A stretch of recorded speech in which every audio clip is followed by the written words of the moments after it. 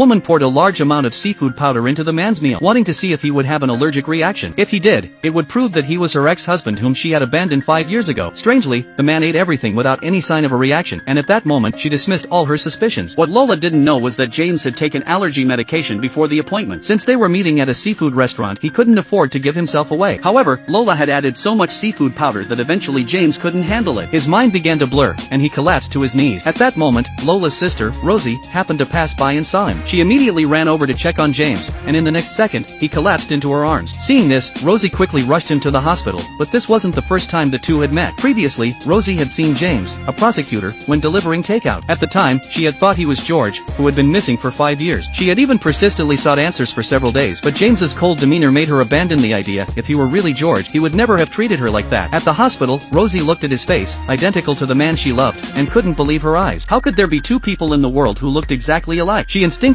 wanted to reach out and touch James's face, but a phone call interrupted her. When James woke up, he lied to the doctor, saying he was allergic to apples. Since Rosie and Lola were sisters, he couldn't let them find out he was actually allergic to seafood. Seeing that he was fine, Rosie left the hospital in a hurry. Back at home, James realized that his ex-wife was even more ruthless than he had imagined. She had tested him in this way to verify his identity. At that moment, he silently vowed to make her pay a heavy price. Meanwhile, Sean was frustrated that his mother had arranged a blind date for him. Angrily, he insisted he wasn't ready to marry. No matter how much his mother praised the woman's qualities, he refused to meet her again. Helpless, Haley relayed Sean's decision to Lola, suggesting that their previous blind date should be treated as if it never happened. Since her son had no interest, she couldn't force the matter. Seeing another opportunity with a wealthy family slip away, Lola was furious but had to keep her emotions hidden. Even though Sean had rejected her, she had no intention of giving up so easily. The next day, Lola set out to find a new opportunity to win Sean's favor.